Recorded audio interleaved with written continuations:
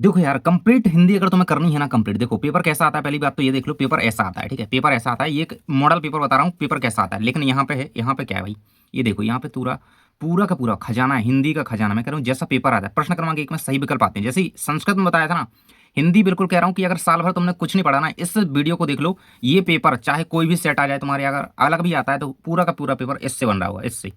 पहले पेपर में क्या आता है, मतलब सबसे पहले विकल्प आते हैं, तो विकल्प देख लो, ठीक है। दूसरे में रिक्त स्थान, ठीक है, सब कुछ कंप्लीट करते चलेंगे, आपके पाठों के प्रश्न उत्तर, संदर्भ प्रसंग व्याख्या कैसे करनी है, पत्र लेखन, निबंध लेखन, ठीक है, जो जो एग्जाम में आता है। अगर तुमने पूरा वीडियो देख लिया तो ये देखो, पहले तो तुम क्वेश्चंस देखो, पहले देखो इस तरीके से क्वेश्चन पेपर आपके एग्जाम में आता है, ठीक है। और तुमने ये पूरा वीडियो देख लिया तो ये सारे क्वेश्चन जो रेडी करके चला गया, जैसे संस्कृत में गए थे, ठीक है, पद्य साहित्य का इतिहास हो गया, गद्य से क्वेश्चन है, ठीक है, हर एक टॉपिक से क्वेश्चन मैंने रखे हैं, व्याकरण के हर एक क्वेश्चन, समास, संधि, तत्सम, निपात, ठीक है, कवि परिचय के क्वेश्चन जैसे आते हैं, ठीक है, गद्य खंड के क्वेश्चन जैसे आते हैं, ठीक है, देखो ऑब्जेक्टिव के साथ साथ सब्जेक्टिव सब कुछ है, ठीक है। लास्ट में दिखा देता हूँ, ठीक है, देखो लास्ट में क्या है आपका, ये पत्र लेखन, संवाद लेखन, निबंध लेखन कैसे करना है, कैसे लिखना है ना। तो अगर तुमने ये पूरा का पूरा वीडियो कंप्लीट कर लिया, सो मैं कह रहा हूं कि पूरे क्वेश्चन, पूरे के पूरे क्वेश्चन जो एग्जाम के, कोई भी सेट आपके एग्जाम में आ जाए, इस प्रकार से क्वेश्चन पेपर आता है, ठीक है। आपके यहाँ पे पद साहित्य के क्वेश्चन होते हैं, पाठ वाले क्वेश्चन होते हैं, है ना, फिर यहाँ पे व्याकरण का क्वेश्चन होता है, ये गद्यांश का क्वेश्चन होता है, गद्य खंड से, ठीक है, मतलब गद्य खंड के पाठों से, ठीक है, यहाँ पर गद्य साहित्य का क्वेश्चन होता है। इसी प्रकार से आपका पूरा का पूरा पेपर आता है। मैंने ये आपका मॉडल पेपर कंप्लीट करवा दिया है। अगर अगर मैं कह रहा हूँ, देखो अगर आपको पूरे के पूरे मार्क्स चाहिए, फुल मार्क्स, ये सब वीडियो को ध्यान से देख लेना। हल्के में ले रहे हो अगर अभी, तो बाद में पछताओगे, ठीक है, बाद में आप बताओगे कि पेपर में आया था कि नहीं, क्योंकि संस्कृत में प्रूव हो चुका है, एंड हमने जो बताए थे आपको, इसी प्रकार से वीडियो आया था, सब कुछ कंप्लीट करा था, पूरा खल्लास पेपर करा था। सो यहाँ पे कोई यहाँ पे लीकर हैकर होने की बात है नहीं, ठीक है, क्योंकि यार जो एग्जाम के सिलेबस में है वो आएगा, ठीक है, बताते हैं तो आएगा, ठीक है। सो आपको पूरा कंप्लीट करके जाना है, और हम चलते हैं स्क्रीन पर और पूरा कंप्लीट करते हैं, ठीक है। लाइक करके दोस्त को भेजो वीडियो, और ध्यान से बने रहो, एक एक क्वेश्चन का आंसर ध्यान से सुनते चलना। मैं कह रहा हूँ पेपर बाहर नहीं जाएगा, ठीक है। तो चल, तो अपन को ज्यादा फालतू की बातें नहीं करनी है, चलते हैं अपने क्वेश्चन की ओर। देखो सबसे पहले सही विकल्प आते हैं तुम्हारे एग्जाम में, सही विकल्प। तो चलिए पहला क्वेश्चन दिया है, काव्य के भेद माने गए हैं। काव्य के देखो दो भेद होते हैं, हमेशा याद रखना, दृश्य काव्य और श्रव्य काव्य, दोनों के नाम याद रखना। काव्य के दो भेद होते हैं, सीधी बात, आंख में बंद करके रख लो इसको। काव्य के दो भेद होते हैं, दृश्य जिसको हम देखते हैं, श्रव्य जिसको सुनते हैं, ठीक है। कह रहा है कि शैली की दृष्टि से काव्य के भेद, देखो शैली की दृष्टि से तो यहाँ पे दो होते हैं। अगर शैली के अंतर्गत बात करें तो प्रबंध काव्य और मुक्त काव्य, 10th क्लास में इसको पढ़ोगे आप, ठीक है। तो देखो काव्य के भेद कितने होते हैं, तो दो होते हैं। शैली की दृष्टि से वैसे ये क्वेश्चन आता नहीं है, तो शैली ध्यान रखना लेकिन, ठीक है। काव्य के भेद हैं कौन कौन से, अभी हमने पढ़ा, दृश्य काव्य है, श्रव्य काव्य है, दृश्य और श्रव्य काव्य, ठीक है। तो यही है आपका दृश्य और श्रव्य काव्य, सा नंबर ऑप्शन करेक्ट हो जाएगा, ठीक है, सा ऑप्शन करेक्ट हो गया। रसखान किस भक्ति शाखा के कवि हैं, तो रसखान जो है आपके वो कृष्ण भक्ति, देखो यहाँ पे इन्होंने कृष्ण की भक्ति की, तो कृष्ण भक्ति शाखा, ठीक है, कृष्ण भक्ति शाखा। कबीरदास की रचना कौन सी है, साकेत, बीजक, कुरुक्षेत्र, यामा, तो इनकी रचना ही बीजक है, ठीक है, बीजक इनकी एकमात्र रचना है, बीजक, ठीक है, इसको याद रखिएगा, ठीक है। ये हो जाएगी साकेत जो है यहाँ पे आपकी हो जाएगी मैथिली शरण गुप्त की रचना, और कुरुक्षेत्र हो जाएगी आपकी यहाँ पे रामधारी सिंह दिनकर की, और यामा महादेवी वर्मा की, ठीक है। तो बीजक है कबीरदास की रचना। कह रहा है सुमित्रानंद पंत का जन्म हुआ था, कहाँ पे हुआ था, कोसानी गांव में हुआ था, याद रखिएगा, कोसानी गांव में हुआ था, ठीक है। अगला दिया गया, कैदी और कोकिला किसकी रचना है, माखन लाल चतुर्वेदी की। ऑप्शन में बहुत ज्यादा बार पूछा गया ये, ठीक है। देखो पूरे क्वेश्चन रेडी करके जाना है आपको, पूरा वीडियो देखना है, पूरे में बने रहना साथ में। आंसर पहले से आ रहा है तो बताते चलो जल्दी से चैट में, ठीक है। देखो अगला है, रचनाकार राजेश जोशी किस राज्य के हैं, कहाँ के भाई, अपने मध्य प्रदेश के। देखो तुम कहाँ के हो, मध्य प्रदेश के, तो राजेश जोशी भी मध्य प्रदेश के, ठीक है। प्रबंध काव्य के प्रकार होते हैं, तो प्रबंध काव्य के 3 प्रकार होते हैं, 3, खंड काव्य, महाकाव्य और आख्यानिक गीतिका, ठीक है। तो मेनली आपके लिए है खंड काव्य और महाकाव्य, ठीक है, तो ये याद रखना। अगर है कामायनी है, कामायनी क्या है, तो कामायनी एक महाकाव्य है, ठीक है। कामायनी क्या है, एक महाकाव्य है जो जयशंकर प्रसाद की रचना है, ठीक है। किसकी रचना है, जयशंकर प्रसाद की, ठीक है। रस के बिना काव्य माना जाता है नीरस माना जाता है, रस के बिना काव्य नीरस माना जाता है। यार रस के अंग होते हैं, रस के अंग 4 होते हैं, विभाव, अनुभाव, संचारी भाव, ठीक है। अगला क्वेश्चन आ जाता है, श्रृंगार रस का स्थायी भाव कौन सा है, तो श्रृंगार का रति होता है, ठीक है, श्रृंगार का रति होता है। अभी क्रोध किसका स्थायी भाव, आप लोग बताइएगा, क्रोध किसका स्थायी भाव है, ठीक है। तो ये बताओ जल्दी से। कह रहा है वाक्यम रसात्मकम काव्यम किसका कथन है, तो वाक्यम रसात्मकम काव्यम यानी कि रसयुक्त वाक्य ही काव्य है। ये आचार्य विश्वनाथ ने काव्य की परिभाषा दी थी, ठीक है, ये याद रखना। विभावानुभाव संचारी संयुगादृश निष्पत्ति, यह किसका सूत्र है, तो ये भरत मुनि का सूत्र है, ठीक है, भरत मुनि द्वारा दिया गया सूत्र है ये, ठीक है। तो ये यहाँ पे याद रखिएगा। काव्य की शोभा बढ़ाने वाले तत्व कहलाती हैं रस, छंद, अलंकार, काव्य गुण, तो अलंकार याद रखना, ठीक है। मैं जल्दी जल्दी क्वेश्चन करवा रहा हूँ क्योंकि आपको सब कुछ कंप्लीट करना है, पूरा का पूरा, ठीक है, पूरे ऑब्जेक्टिव यहाँ से सब कुछ आएगा आपके एग्जाम में, ठीक है। तो ये अलंकार कहलाएंगे शोभा बढ़ाने वाले तत्व, ठीक है। अलंकार का अन्य अर्थ होता है आभूषण या गहना, ठीक है, ये याद रखना, ऑब्जेक्टिव में क्वेश्चन आता है, तो ये हो जाएगा। अगला दिया गया है, छंद के भेद होते हैं, छंद के 2 भेद होते हैं, एक मात्रिक छंद होता है, एक वर्णिक छंद होता है। कौन सा छंद का प्रकार नहीं है, दृष्टांत, दोहा, चौपाई, सवैया। तो दृष्टांत जो है एक अलंकार होता है जो कि छंद का प्रकार नहीं है, ठीक है।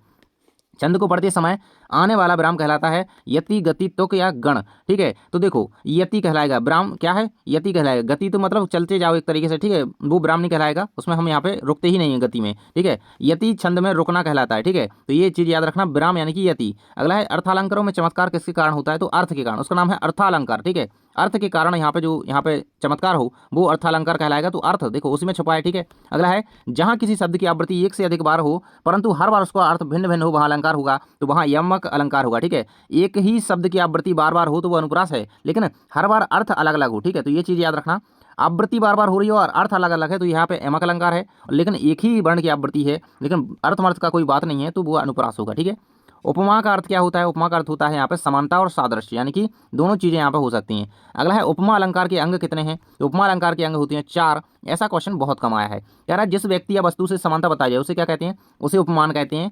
मेघ आए बड़े बंठन के समर के, इसमें कौन सा अलंकार है, इसमें मानवीकरण अलंकार है। ठीक है, सारे क्वेश्चन रेडी करने हैं आगे। ठीक है, ऑब्जेक्टिव स्टार्टिंग में थोड़े से हो गए, अभी और हैं। ठीक है, अभी और हैं। अब हम गद्य साहित्य के कुछ क्वेश्चन देख लेते हैं जो कि आपके 6 नंबर क्वेश्चन में आता है। ठीक है, किसी की विशेषता आ सकती है, गद्य के क्वेश्चन आ सकते हैं, पद्य के, तो दोनों देख रहे हैं पहले तो। सो गद्य साहित्य क्या है, ठीक है, सीधी बात है, कोई व्यक्ति किसी चीज़ को लिखता है, ठीक है, उसकी एक छंद होती है, ताल लय आदि में उसे लिखता है। ठीक है, तो उसका लिखा गया वो जो साहित्य हो उसको ही गद्य साहित्य कहते हैं। चाहे वो उसने निबंध लिखा, कहानी लिखी, संस्मरण लिखा, रेखा चित्र लिखा, डायरी लिखी। ठीक है, तो एक ऐसी रचना जो छंद ताल और लय एवं तुकबंदी से मुक्त हो, ठीक है, उसे गद्य कहते हैं। ठीक है, तो एक तरीके से एक तर्कपूर्ण रचना, ठीक है, जो कि मुक्त हो, एकदम विचारपूर्ण तरीके से लिखी जाए, उसे गद्य कहा जाता है। ये चीज़ याद रखना।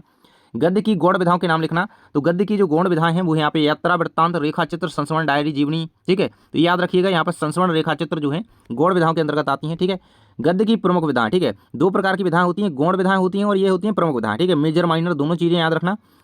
प्रमुख विधाओं में नाटक, एकांकी, उपन्यास, कहानी, निबंध वगैरह आते हैं। ठीक है, ये मेन चीज़ें जो है यहाँ पे प्रमुख विधाओं में आती हैं। ठीक है, गौण विधाएं ये सारी होती हैं। ठीक है, कहानी विधा के बारे में संक्षिप्तता दीजिए भाई, कहानी के बारे में कौन नहीं जानता। कहानी गद्य की प्रमुख विधा है। ठीक है, हमने देखा ना, कहानी प्रमुख विधा के रूप में आती है। ठीक है, यह किसी घटना, भाव, संवेदना आदि की मार्मिक व्यंजना होती है। सीधी बात है, किसी घटना पर आधारित यहाँ पे कोई लेख लिखा गया है, इसका आरंभ और अंत बहुत कलात्मक और प्रभावपूर्ण होता है। ठीक है, ये एक गद्य की प्रमुख विधा है और यह यहाँ पे किसी घटना पर आधारित होती है जो कि बड़ी ही कलात्मक रूप से लिखी जाती है। कह रहा है निबंध लेखन की कोई विशेषता लिखिए। एक अच्छे निबंध में संक्षिप्तता होती है, सूत्रता होती है, पूर्ण होता है, ऐसे गुण होते हैं निबंध में। ठीक है, तो निबंध क्या होता है, संक्षिप्त रूप से, ऐसा नहीं कि आप बहुत सारे पेज लिखे जा रहे हो निबंध में। ठीक है, तो निबंध में संक्षिप्तता होती है, निबंध में पूर्णता होती है, मतलब उसका अंत भी एक होता है। ठीक है, निबंध का। अगला है निबंध लेखक को पुनरुक्ति से बचना चाहिए और अपनी बात को तर्कपूर्ण ढंग से व्यक्त करना चाहिए। ठीक है, तर्कपूर्ण तरीके से लिखना चाहिए और बार बार एक ही बात को यहाँ पर निबंध में नहीं लिखा जाना चाहिए। अगला है गद्य की विधाओं का सामान्य परिचय लिखिए।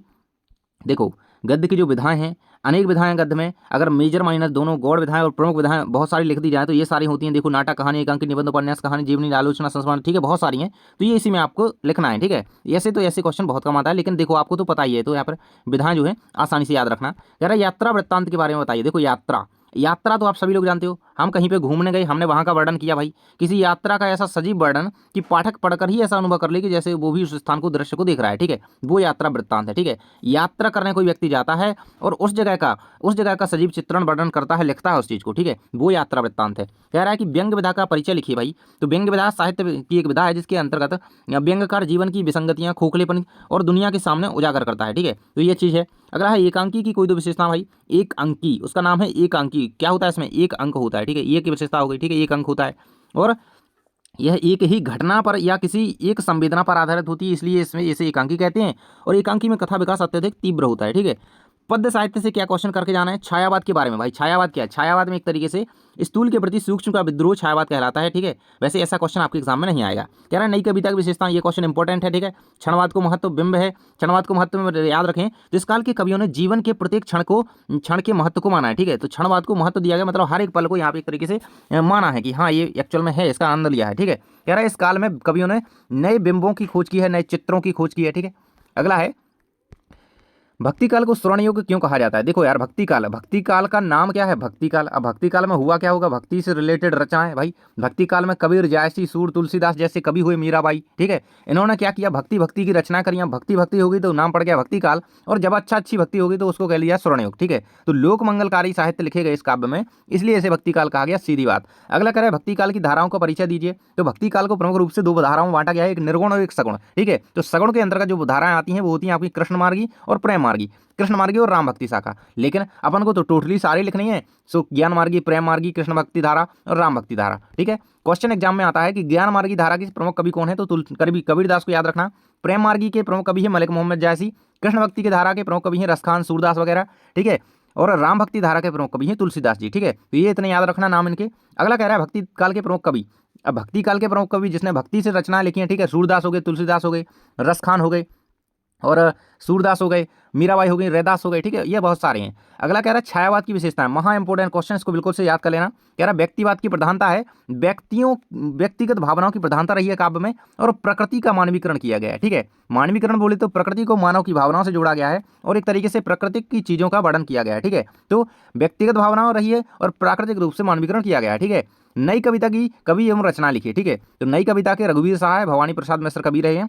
हंसो हंसो हंसो जल्दी हंसो और गीत फरोश, ये इनकी रचना साहित्य। इस तरीके से क्वेश्चन आता है तो ये याद कर लेना। कह रहा है पद्य साहित्य के इतिहास को कितने कालों में बांटा। देखो ये 12वीं तक 12th क्लास तक तुम्हें काम आएगा भैया, तो ध्यान से सुन लो एक बार यार। ठीक है, पहला जो काल है उसे आदिकाल या वीरगाथा काल कहा जाता है। ठीक है, तो कहेगा भाई कि वीरगाथा काल को और किस नाम से जाना जाता है, तो आदिकाल से। क्वेश्चन आएगा एग्जाम में कि आदिकाल को किस नाम से जाना जाता है, तो वीरगाथा काल से। ये चीज याद रखना। ठीक है, और आदिकाल का समय कब से कब तक रहा, 993 से 1318 तक। भक्ति काल का समय रहा 1318 से 1643 तक। रीति काल का समय जिसे उत्तर मध्यकाल कहा जाता है, ये 1643 से 1843 तक। ठीक है, और आधुनिक काल जो कि सन 1843 से अब तक चले जा रहा है। ठीक है, ये आधुनिक काल है अभी भी। ठीक है, चलिए आगे चलते हैं। अब हम आ चुके हैं भाई व्याकरण पे। ठीक है, लाइक कर दो सभी लोग और दोस्त को शेयर कर दो वीडियो। ठीक है, लाइक कर देंगे और आंसर आप लोग बताएंगे जरूर से, कमेंट्स में पता है पहले से। ठीक है, कोई पता तो चले, कोई सीरियसली यहाँ पे देख रहा है। ठीक है, काव्य बोध और भाषा बोध से जो आपके क्वेश्चन आते हैं, यानी कि जो व्याकरण के क्वेश्चन होते हैं, ठीक है, वो सारे यहाँ पे हम एक साथ देख लेते हैं, जिसमें आपके सारे विकल्प वाले क्वेश्चन होंगे, सारे ऑब्जेक्टिव होंगे, सारे क्वेश्चन होंगे। ठीक है, सब कुछ है, देख लेते हैं।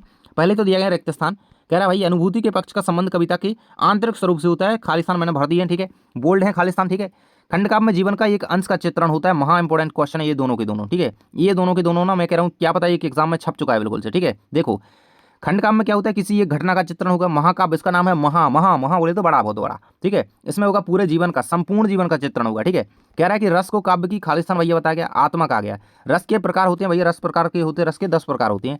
वीर रस का स्थायी भाव क्या, उत्साह होता है। रौद्र का क्रोध होता है। करुण का सुख होता है। अब तुम बताओगे कमेंट सेक्शन में श्रृंगार का स्थायी भाव क्या होता है। जल्दी से सभी लोग का आंसर चाहिए। श्रृंगार का स्थायी भाव क्या होता है। मात्रिक छंद में किसकी गणना की जाती है, तो मात्राओं की, उसका नाम है मात्रिक। ठीक है, तो मात्राओं की गणना। इसका है वर्णिक छंद, तो इसके में वर्णों की गणना। ठीक है, तो उसके नाम में ही छुपा है नाम, उसका किसकी गणना है, तो भाई वर्णिक में वर्णों की, मात्रिक में मात्राओं की। अलंकार का सामान्य अर्थ होता है गहना, गहना बोले तो आभूषण। ठीक है, ज्वेलरी। ठीक है, गहना आभूषण। ठीक है, ये याद रखोगे, ये याद रखोगे। ठीक है, अगला है उपमेय में उपमान का आरोप, खालिस्तान अलंकार है, रूपक अलंकार है। रंगमंच पर जिसको हम अभिनय देख करके काव्य का आनंद लेते हैं, वो क्या कहलाता है, दृश्य काव्य कहलाता है। और दृश्य काव्य बोले तो जैसे नाटक। ठीक है, नाटक क्या है, दृश्य काव्य। नाटक को तो हम देख सकते हैं ना, दृश्य काव्य।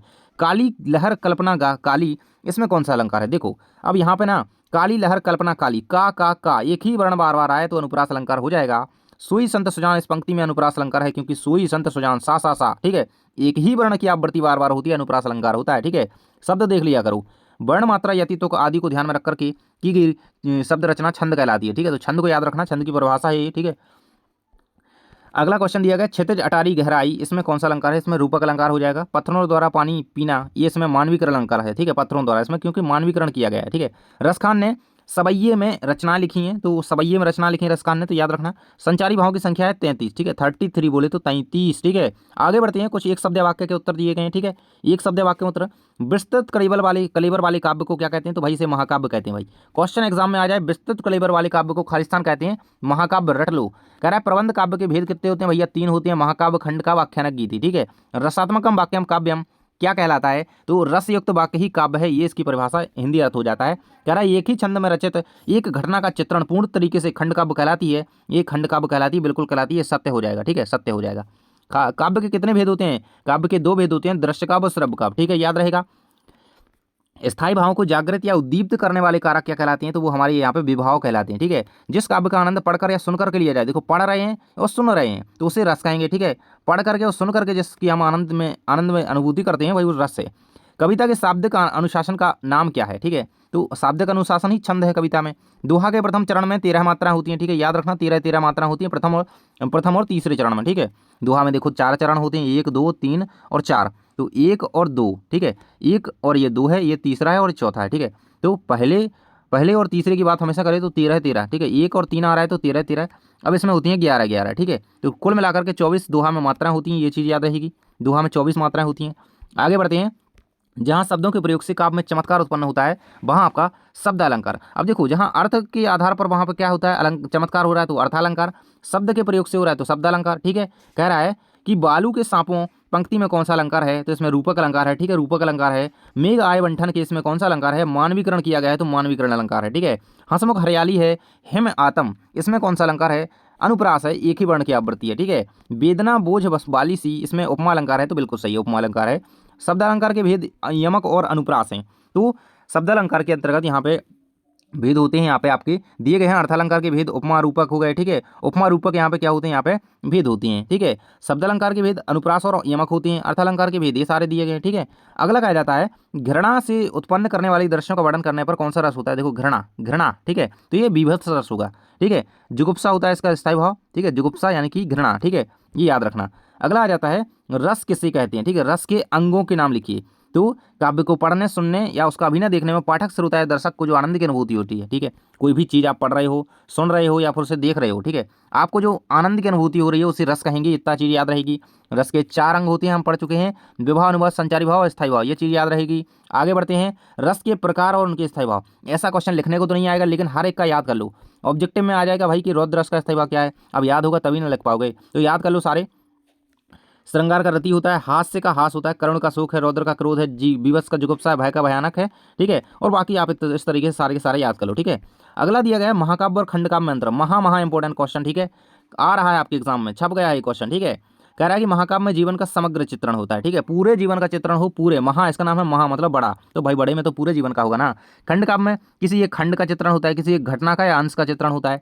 महाकाव्य में क्या होता है, इनमें अनेक रसों का, भाई बड़ा है तो अनेक रस होंगे, इसमें क्या है एक ही रस पर आधारित ही हो सकता है, ठीक है। और एक लिख दो कि महाकाव्य बड़ा होता है, ये छोटा होता है, ठीक है। एक उदाहरण लिख देना, महाकाव्य का उदाहरण है रामचरितमानस, खंडकाव्य का उदाहरण है पंचवटी, ठीक है। चलती आगे।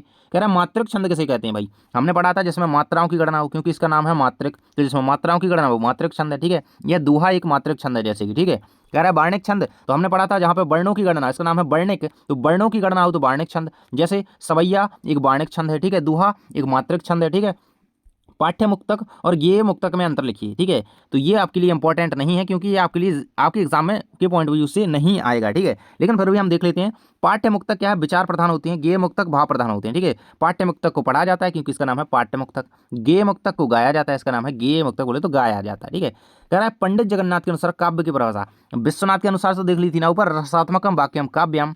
पंडित जगन्नाथ क्या कहते हैं भाई, कहते हैं रमणीयार्थ प्रतिपादक शब्द काव्यम, तो इस किसकी परिभाषा है, जगन्नाथ की परिभाषा है। क्वेश्चन आ जाता है लिख करके रमणीयार्थ प्रतिपादक शब्द काव्यम, ऑब्जेक्टिव में कहता है किसकी परिभाषा है, रमणीयार्थ प्रतिपादक, जगन्नाथ, याद रखना भाई, है ना। कहता है काव्य किसे कहते हैं, तो भाव प्रधान रचना को काव्य कहते हैं। ये रट लो, जीवन भर के लिए बहुत काम आएगा 12वीं तक, ठीक है। कह रहा है दृश्य काव्य और श्रव्य काव्य, इसके 2 भेद होते हैं भाई, ये तो हम स्टार्टिंग से पढ़ते आ रहे हैं, ठीक है। प्रबंध काव्य के भेदों के नाम लिखो तो 3 भेद होते हैं भाई, ये तीनों याद रखना, ठीक है। मुक्तक काव्य के प्रकार कितने होते हैं, मुक्तक काव्य 2 प्रकार के होते हैं, पाठ्य मुक्तक, गेय मुक्तक, ठीक है। तो ये संख्या केवल याद रखो कि 2-2 होते हैं, ठीक है। आगे बढ़ते हैं भाई। भाषा बोध आ जाता है आपका, भाषा बोध जिसमें संधि समास वगैरह वाले क्वेश्चन होते हैं, निपात शब्द हो गया आपका, तत्सम तद्भव, ठीक है। तो ये वाले क्वेश्चन होते हैं। सबसे पहले इसके ऑब्जेक्टिव है, फिर इसके कुछ और क्वेश्चन है, ठीक है, संधि समासांतर वगैरह, ठीक है। तो वो सारा हम देख रहे हैं आगे, अभी इसमें देख लो पहले। कह रहा है संधि में, ठीक है, 2 वर्णों के मेल से होने वाले परिवर्तन को संधि कहते हैं। संधि के प्रकार 3 होते हैं, समास के प्रकार 6 होते हैं। किसी भी बात पर अतिरिक्त बल देने के लिए जिन शब्दों का प्रयोग किया, निपात शब्द महा इंपॉर्टेंट, ठीक है। जैसे कोई शब्द हो गया, मैं ही बाजार जाऊंगा, मैं भी बाजार जाऊंगा, तो ही और भी, है ना, ये क्या है, ये यहाँ पे निपात शब्द हैं। किस समास में दोनों पद प्रधान होते हैं, तो द्वंद्व समास में दोनों पद प्रधान होते हैं, ठीक है। जैसे माता पिता, ठीक है। अगला है जैसे भाई बहन हो गया, ठीक है, माता पिता हो गया, दिन रात हो गया, ठीक है, द्वंद्व समास के उदाहरण है। अगला है द्वंद्व समास का सही उदाहरण क्या है, भाई बहन हो जाएगा आंसर, ठीक है। प्रबल शब्द में से इस उपसर्ग और मूल शब्द अलग कीजिए। ठीक है, तो प्राबल हो जाएगा, प्रा हो जाएगा मूल शब्द, उपसर्ग इसका प्रा हो जाएगा और बल इसका मूल शब्द हो जाएगा। ठीक है, तो इसमें शब्द इनको जोड़ करके बन जाएगा प्रबल, और इसमें से आगे का शब्द हमारा हमेशा होता है उपसर्ग। ठीक है, तो प्रा हो जाएगा। ठीक है, अगला कह रहा है जिस क्रिया का प्रभाव कर्म पर पड़ता है उसे सकर्मक क्रिया कहते हैं। नेत्र का पर्यायवाची आंख होता है। शब्दों के सार्थक योग को वाक्य कहते हैं। पंचतंत्र में कौन सा समास है? द्विगु समास है। देखो हमेशा याद रखना, जहां पर संख्यावाची किसी चीज की बात करी जाए, जैसे चौराहा हो गया, पंचतंत्र, पंचवटी, ठीक है, जो पंच चंच चंच मतलब शब्द ये अंक की बात आ जाए संख्यावाची, ठीक है, वो आपका यहाँ पे द्विगु समास होगा, ये चीज याद रहेगी ना। ठीक है, पंचतंत्र हो गया, यहाँ पे आगे क्या गया? पंच आया, पांच आया। ठीक है, चौराहा आ गया जैसे, ठीक है, चौराहा, ये आगे क्या है? चौ मतलब बोले तो चार। ठीक है, तिराहा आ गया जैसे, ठीक है, तो इसमें कहा तीन है, तीन बोले तो, ठीक है, तो द्विगु समास याद रखना। ठीक है, बछिया के ताऊ मुहावरे का महा इंपोर्टेंट क्वेश्चन, मूर्ख व्यक्ति को बछिया का ताऊ कहा जाता है। ठीक है, बछिया का ताऊ मतलब बछिया के वो बड़े पापा नहीं। ठीक है, ये क्या? मूर्ख व्यक्ति। ठीक है, और ये शब्दों के सार्थक योग को क्या कहते हैं? वाक्य कहते हैं, याद रखना, ये आता है। ठीक है, सदगुण, ठीक है, इनकी यार उपसर्ग वगैरह आप याद कर लेना। सदगुण देखो आगे का शब्द सत हो जाएगा। ठीक है, निर हो जाएगा। ठीक है, निर्जन में उपसर्ग, उपसर्ग जो आगे शब्द आए वो यहाँ पे उपसर्ग हो जाता है। ठीक है, सेनापति में समास कौन सा है? तत्पुरुष समास है। ठीक है, नियम शब्द का तत्सम शब्द क्या है? नियम हो जाएगा। शब्द के अंत में जोड़ करके जो यहाँ पे शब्दांश बदलते हैं तो वो कहलाते हैं आपके प्रत्यय कहलाते हैं। ठीक है, अंत में जो लगे वो प्रत्यय है, स्टार्टिंग में जो लगे उपसर्ग है। ठीक है, ये याद रहेगा। मुंह की खाना मुहावरे का अर्थ है हार मानना। ठीक है, आगे कुछ और रिक्त स्थान दिए गए हैं भाई। 20 शब्दांश जो शब्द बनाते समय आरंभ में लगते हैं उपसर्ग। देखो आरंभ बोले तो स्टार्टिंग में, शुरू में लग रहे हैं, उपसर्ग कहलाते हैं। ये क्वेश्चन छप चुका है एग्जाम में। ठीक है, कह रहा है बौद्धिक शब्द का मूल शब्द बुद्धि है, तो बिल्कुल सही है बुद्धि। उपहास शब्द में उपसर्ग है, क्योंकि ये कहाँ पे है? उपहास में आगे है। ठीक है, आगे दिख रहा है ना, उपहास में आगे। ठीक है, आचार के पूर्व अति उपसर्ग जोड़ करके अत्याचार बन जाएगा। ठीक है, तो अत्याचार। ठीक है, देखो अति प्लस आचार। ठीक है, अति प्लस आचार, इससे क्या बनेगा? अत्याचार। सदाचार का उल्टा भाई दुराचार हो जाएगा। अन्य भाषाओं के संपर्क के कारण हिंदी में आने वाले शब्द विदेशी शब्द कहलाते हैं। रचना की दृष्टि से वाक्य 3 प्रकार के होते हैं। कलाई खुलने का अर्थ होता है पोल खुलना। कमाई में आई प्रत्यय होता है। ठीक है, कमाई बोले तो आई, कमाई, आई, बाद में क्या निकल रहा है शब्द? आई, कमाई, कमाई, कमाई। ठीक है, अगला आ जाता है आपके कुछ एक वाक्य में उत्तर। रचना के आधार पर वाक्य 3 प्रकार के होते हैं। ठीक है, संयुक्त, मिश्रित और आपका सरल। ठीक है, संधि 3 प्रकार की होती है भाई। स्वर, व्यंजन और विसर्ग 3 प्रकार की संधि होती है। रचना के आधार पर वाक्य 3 प्रकार के होते हैं। ठीक है, समास भैया 6 प्रकार के होते हैं आपके। ठीक है, समास 6 प्रकार के होते हैं। विदेशी भाषाओं से आए शब्द आगत शब्द कहलाते हैं भाई। आए हैं तो आगत कह दो। ठीक है, किसी कार्य को कार्य करने या होने का बोध कराने वाली जो शब्द होते हैं उन्हें क्रिया कहते हैं। ठीक है, कार्य कराने का बोध कराए जो, उसे क्रिया कहते हैं। ठीक है, अंधकार का तदभाव अंधेरा हो जाएगा। आंखों का तारा बोले तो बहुत प्यारा, लाडला। ठीक है, प्रथम पद प्रधान हो उसे अव्यय भाव समास कहते हैं। और अव्यय पहचान लेना अच्छी तरीके से तो अव्यय भाव समास बन जाएगा, जैसे यथाशक्ति। ठीक है, और सारे बन जाते हैं। कहता है कि लोक में प्रचलित उक्ति लोकोक्ति कहलाती है। तो लोक में उक्ति, लोकोक्ति, बल शब्द में बाण प्रत्यय लगाएंगे तो बलवान बन जाएगा। ठीक है, प्रत्यय कहाँ लगते हैं? पीछे, तो बलवान ना बन जाएगा। ठीक है, बलवान। टीला खड़ा मुहावरे का अर्थ क्या होता है? बाधाएं आना। विलोम का अर्थ होता है विपरीत या उल्टा। ठीक है, प्रत्यय शब्द अंत में जुड़ते हैं, तो ये बाण जुड़ा पीछे तो ये प्रत्यय हो गया। ठीक है, याद रखना।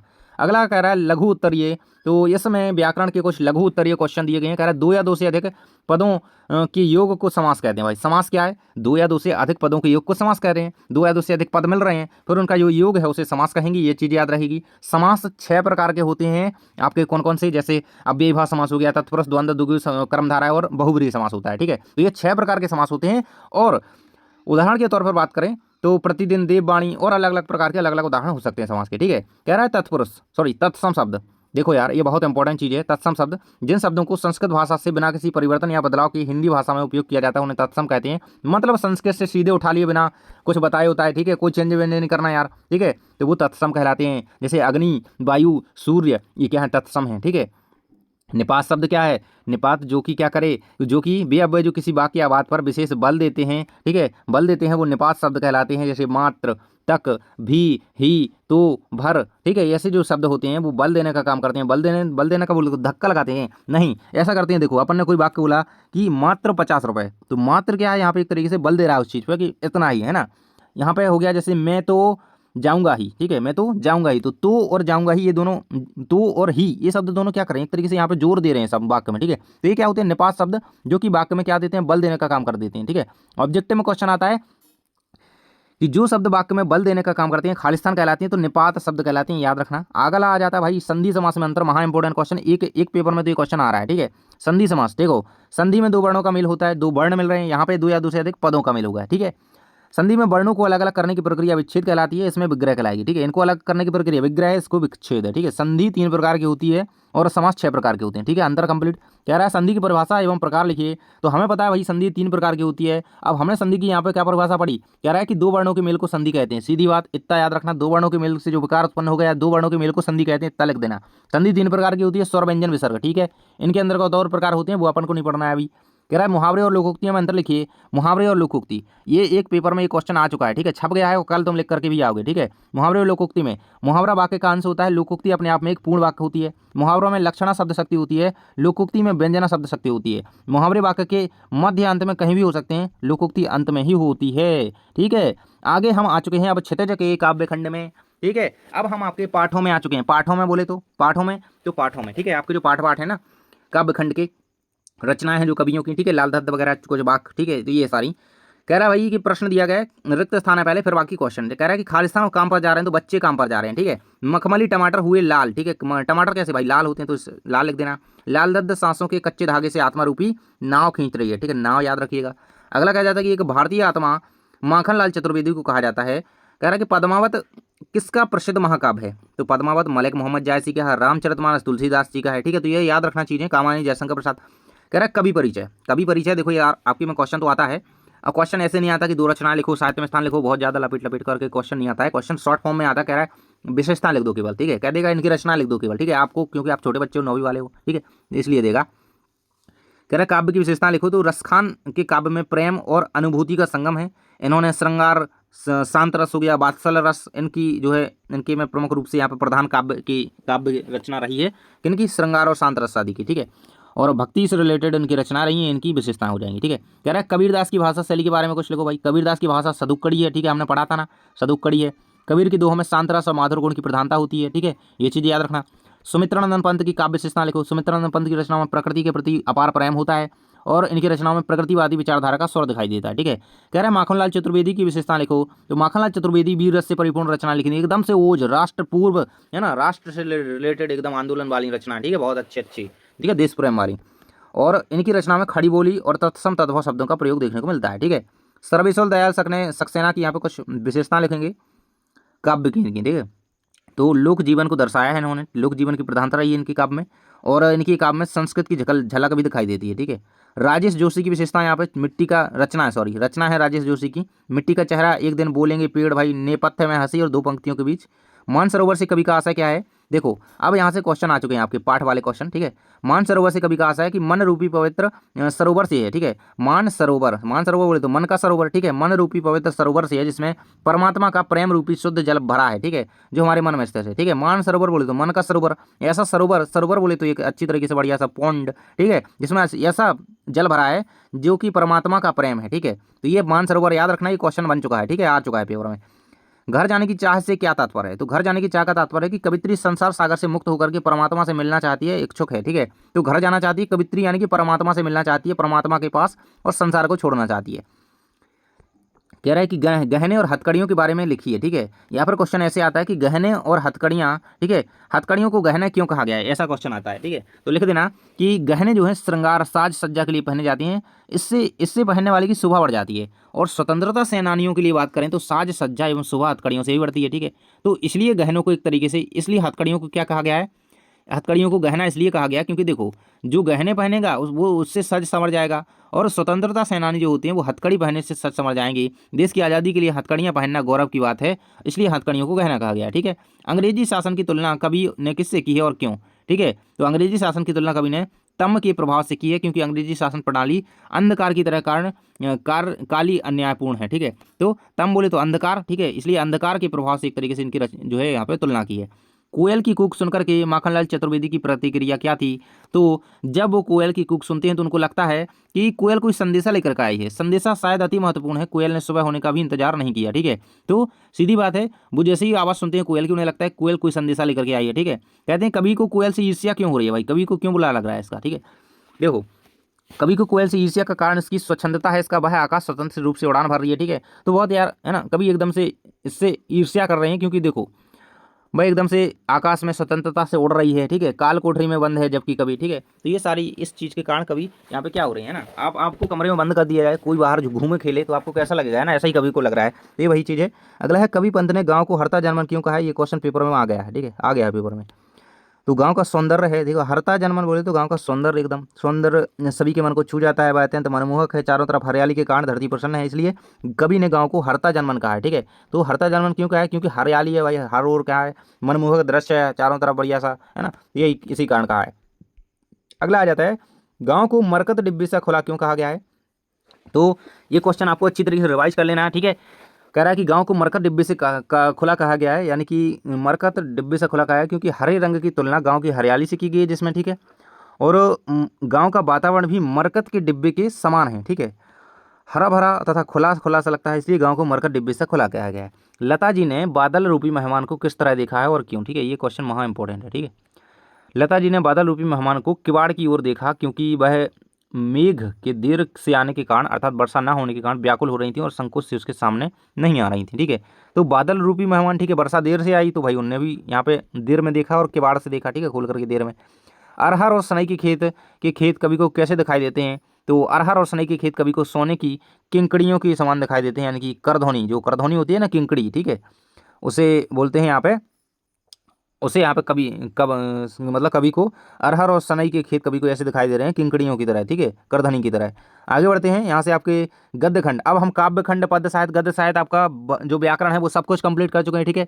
तो जल्दी से सभी लोग लाइक कर दें, लाइक बहुत कम है, आप लोग बहुत ज़्यादा हैं, ठीक है। तो आप लोग जितने हैं उतने तो लाइक होने चाहिए यार, ठीक है। तो जितने जितने लोगों ने देखा है भाई सभी लोग एक एक लाइक करें, एक ही कर सकते हो वैसे तो, है ना। देखो कह रहा है गद्य खंड, तो इसके सबसे पहले तो ऑब्जेक्टिव देखेंगे अपन, ठीक है, ऑब्जेक्टिव इसके काफ़ी हैं, ठीक है, ऑब्जेक्टिव काफ़ी हैं इसके, और फिर इससे क्वेश्चन है भाई चैप्टर वाइज, ठीक है। तो वो सारे आपका पेपर इससे बाहर नहीं जाने वाला है, तो तुम बने रहो, तुम्हें और कुछ टेंशन लेने की जरूरत नहीं है कि यार नहीं आया, तो नहीं कैसे नहीं आएगा, है ना, पूरे दावे के साथ कह रहा हूँ और आएगा, ठीक है। तो बने रहो, ध्यान से देखते रहो, ठीक है, क्योंकि अगर तुमने पेपर इससे पहले कंप्लीट कर लिया ये सेशन तो मैक्सिमम क्वेश्चन आपको यहाँ से देखने को मिलेंगे और मिलेंगे ही मिलेंगे, ठीक है। ईश्वर ने बैलों को क्या नहीं दिया है। तो भाई ईश्वर ने पैसा नहीं दिया, बोल बैलों को मकान नहीं दिया, वाणी नहीं दी। तो भाई मकान पैसा तो वो लोग ले लेंगे लेकिन वाणी नहीं दिए, तो ये मेरा मुद्दा है यहाँ पे। तो वाणी यहाँ पे ईश्वर ने नहीं दिए, तो वाणी यहाँ का सही आंसर हो जाएगा। झूरी के साले का नाम क्या था। तो झूरी के साले का नाम था गया, ठीक है, ये याद रखना आंसर बहुत इंपॉर्टेंट है, ठीक है। झूरी के साले का नाम क्या था, गया, ठीक है। अगला है कि दोनों बैलों को कहाँ बंद कर दिया गया था। तो दोनों बैलों, भाई बैल वगैरह कहाँ बंद करे जाएंगे, जेल में थोड़ी ना ले जाएंगे, ठीक है। कांजी हाउस में, गौशाला में मत यहाँ पे गलत कर देना, ठीक है, कांजी हाउस में बंद करे गए थे, ठीक है। जूरी ने बैलों को कहाँ भेज दिया भाई, ससुराल में भेज दिया था, ठीक है। कांजी हाउस का चौकीदार लालटेन लेकर के आता था, क्या लेना, हाजिरी लेने आता था, ठीक है, हाजिरी की। कोई पशु यहाँ पे गुम तो नहीं होगा, कोई पशु यहाँ पे कहीं चला तो नहीं गया, किसी पशु की मृत्यु तो नहीं होगी, इसलिए यहाँ पे लालटेन लेकर के आता था हाजिरी लेने। तिब्बत में सबसे खतरे की जगह को डांडे कहा जाता है। भाई ये क्वेश्चन ना बहुत बार आ चुका है, डांडे डांडे डांडे बोले तो खतरे की जगह, एकदम खतरनाक डांडे।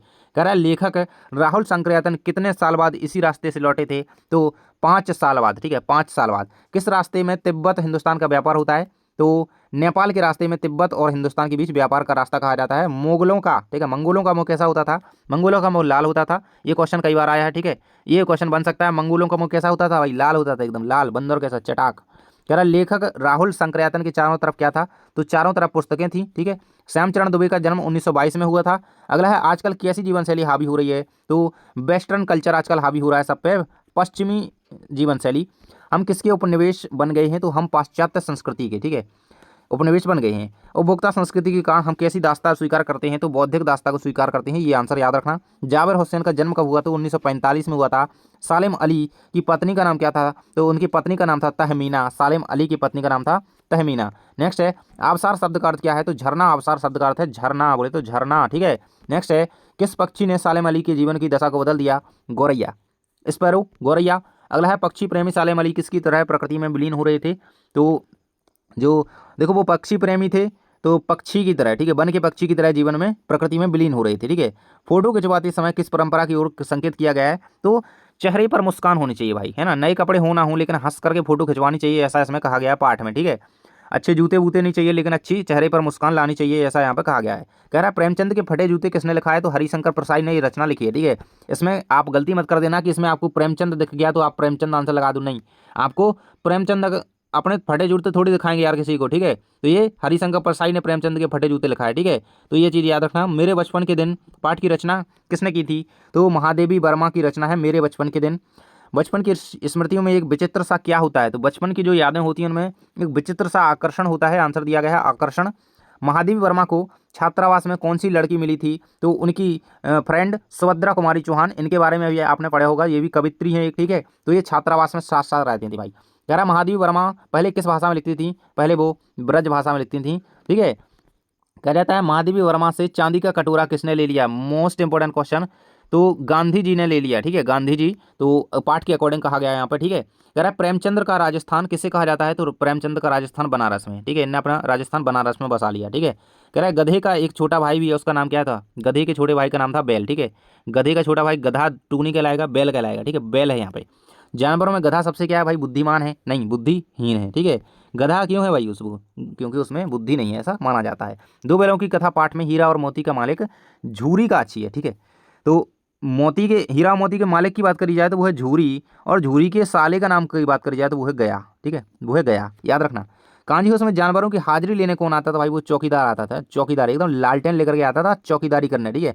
लासा की और पाठ मंदिर में हस्तलिखित पोथियां रखी थी तो 103, ठीक है। 108 में मत बोले बिगड़ जाना कि भाई ये पोथियां हैं तो 108 होंगी, नहीं, 103 पोथियां रखी थी, ठीक है। कह रहा है तिब्बती लोग टोंटीदार बर्तन को खोटी कहते हैं, ठीक है।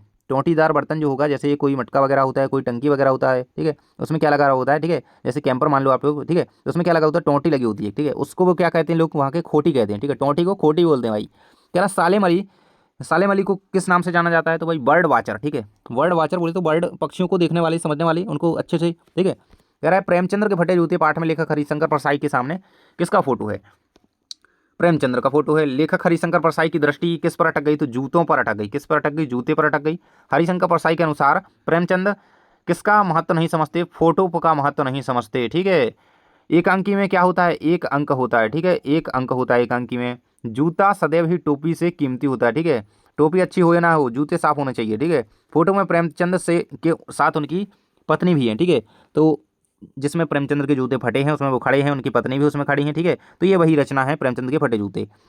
अगला क्वेश्चन है कि सांस्कृतिक अस्मिता से क्या तात्पर्य है? हमारी सांस्कृतिक पहचान से है, ठीक है। उपभोक्तावादी संस्कृति से समाज में वर्गों के मध्य क्या बढ़ रही है? तो भाई दूरी बढ़ रही है, ठीक है, दूरी बढ़ रही है इससे।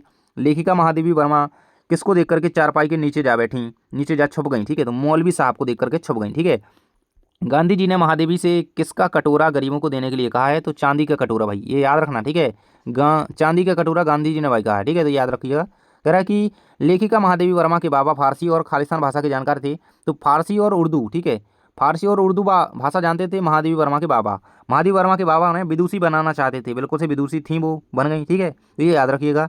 कहता है सही जोड़ी मिला करके लिखिए भाई। बुद्धिहीन प्राणी गधा कहलाता है, झूरी का साला गया कहलाता है। गया और गधा में ज़्यादा अंतर है नहीं वैसे, ठीक है ना। कह रहा है लेखक की नज़र अटकाई गई, ठीक है। तो लेखक की नज़र कहाँ अटकाई गई भाई? प्रेमचंद के फटे जूते पर। लासा की और राहुल शंकर, महा इंपॉर्टेंट, मैं कह रहा हूँ छप गया पेपर में यार मेरे, ठीक है। झूरी का साला गया था भाई, बुद्धिहीन प्राणी गधा था, ठीक है। कह रहा है प्रेमचंद, तो प्रेमचंद की रचनाएं दी गई हैं आगे। सेवा सदन, रंगभूमि, हरिशंकर परसाई, हंसते हैं रोते हैं, इनकी रचनाएं। संस्कृति तथा शिक्षा, श्यामचरण दुबे की रचनाएं। महादेवी वर्मा की रचनाएं, नीरजा, निहार, रश्मि। सामने आंसर दिए गए हैं, बिल्कुल सही सही, ठीक है। आगे बढ़ते हैं। हिंदी का भाई उपन्यास सम्राट भाई मुंशी प्रेमचंद्र को कहा जाता है। पराकाष्ठा शब्द का अर्थ क्या है? अंतिम सीमा, ठीक है। तुम अपनी पराकाष्ठा लांग रहे हो, ठीक है, अंतिम सीमा लांग रहे हो, ठीक है, वो खास से बात, सीधी बात। कह रहा है तो अमृत राय द्वारा लिखित प्रेमचंद्र की जीवनी का नाम क्या है? कलम का सिपाही, ठीक है, कलम का सिपाही। अमृत राय की रचना है कलम का सिपाही, ठीक है, और एक जीवनी है। श्यामचरण दुबे ने किस विश्वविद्यालय से पीएचडी करी भाई? नागपुर यूनिवर्सिटी से, ठीक है। लेखक किसके चेहरे की ओर देखता है? तो प्रेमचंद्र के चेहरे की ओर देखता है। साहित्यिक पुरखे किसे कहा गया है? बहुत बहुत इंपॉर्टेंट, बहुत। कह रहा है प्रेमचंद्र को। महादेवी वर्मा किस गायिका के रूप में प्रसिद्ध हैं? वेदना और पीड़ा की गायिका के रूप में प्रसिद्ध हैं। महादेवी वर्मा किस प्रदेश की विधान परिषद की सदस्य थी? तो यूपी की, उत्तर प्रदेश की, ठीक है। यह समूहों को मजबूत बनाता है। वाक्य में कौन सा विशेषण है? गुणवाचक विशेषण है, ठीक है, तो याद रखना। अगला है संस्मरण किसे कहते हैं? स्मरण के आधार पर की गई रचना संस्मरण है, ठीक है। आलोचना की किसके गुणों को, दोषों को परख की जाती है? तो लेखक के लेखन में, ठीक है। आलोचना बोले तो उसकी बुराई, ठीक है, तो दोषों की, गुणों की रचना एक तरीके से, ठीक है। आलोचना में हमेशा अच्छी चीज़ें और बुरी चीज़ें ही होंगी, ठीक है, तो ये लेखन में, ठीक है। कह रहा है कि किसी विशेष स्थल की यात्रा का सजीव वर्णन किस बाधा में किया जाए? वृद्धा में किया जाता है, यात्रा वृत्तांत में, ठीक है। यात्रा का वर्णन यात्रा वृत्तांत में। हिंदी गद्य साहित्य का इतिहास कब से प्रारंभ हुआ? तो 1850 से, ठीक है, भारतेंदु युग से। प्राचीन काल में किस कला का अभाव था? मुद्रण कला का। आधुनिक काल में किस साहित्य का जन्म हुआ? गद्य साहित्य का, ठीक है। किस साहित्य का? गद्य साहित्य का। गद्य साहित्य के अनेक रूप क्या कहलाए? विधाएं कहलाए, ठीक है, ये याद रखिएगा। अगला आ जाता है आपका सत्य असत्य में। झूरी बैलों को देख करके गदगद हो गया, बिल्कुल हो गया भाई। लड़की की माँ मर चुकी थी, ये भी सही है। झूरी गया का मामा था, गया झूरी का मामा था, बिल्कुल गलत है यार। गया जो था वो झूरी का साला था, ठीक है। अगला है सद्गुणों का आदर अनादर, सद्गुणों का इतना अनादर कहीं नहीं देखा, ये भी बात सही है, ठीक है। डांडे तिब्बत की सबसे खतरे की जगह है, सही है। मंगोलों का मोहलाल होता है, सही है। सुमति घोड़े पर सवार होकर आए थे, ठीक है। सुमति घोड़े पर सवार होकर, सही है। तिब्बती जमीन छोटे बड़े जागीरदार में बहुत इंपोर्टेंट, सही है। तिब्बत में जाति पाति छुआछूत और पर्दा प्रथा थी, ये बिल्कुल गलत है, वहाँ पर जाति पाति नहीं है। कह रहा है कि श्यामचरण दुबे का जन्म उत्तर प्रदेश के बनारस में हुआ, ये गलत हो जाएगा।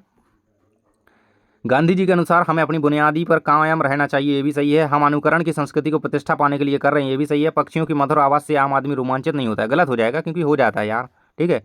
अगला कह रहा है कि जाबिर हुसैन का जन्म बिहार में हुआ, सही है। लॉरेंस को कबूतर से प्रेम था, तो गलत हो जाएगा। वृंदावन की नदी का सांवला पानी नंद जी की याद दिलाता है, ये भी सही है। और सालिम अली की उम्र को सती तक पहुंचने में थोड़े ही दिन बचे थे, ये भी सही है। और हुजूम का अर्थ क्या होता है? जन समूह, ये महा इंपॉर्टेंट है, ठीक है। देखते हैं आगे। कवि परिचय में बात करें तो देखो हमने लेखक परिचय कुछ देख लिए थे ऊपर, देखे कवि परिचय ऊपर देख लिए थे, ये लेखक परिचय, सॉरी यहाँ पे कवि नहीं लेखक होना चाहिए था, ठीक है। तो प्रेमचंद्र के साहित्य की विशेषता क्या है भाई? प्रेमचंद्र जो है इन्होंने अपनी जनसाधारण की भावनाओं और एक साहित्यिक खड़ी बोली का यूज किया, जिसमें सरल सहज भाषा का यूज किया, ठीक है। इन्हें हिंदी का युग प्रवर्तक माना जाता है, ठीक है। इनकी भाषा शैली की बात करी जाए तो प्रेमचंद की भाषा सरल सहज है, ठीक है। इनकी रचना में तत्सम तद्भव शब्द देखने को मिलते हैं और भावनात्मक शैली रही है, मानवीय संवेदना की शैली रही है। कह रहे हैं प्रेमचंद की रचना लिखिए और हिंदी साहित्य में उनका स्थान निर्धारित कीजिए। तो प्रेमचंद की रचनाएं सेवा सदन, प्रेमाशा, रंगभूमि, कर्मभूमि। साहित्य में स्थान, हिंदी साहित्य जगत में आपके अतुलनीय योगदान है, फलस्वरूप आपको उपन्यास सम्राट कहा जाता है, ठीक है। कह रहा है राहुल शंकरयातन की 2 रचना लिखती हुई भाषा शैली की विशेषता लिखिए।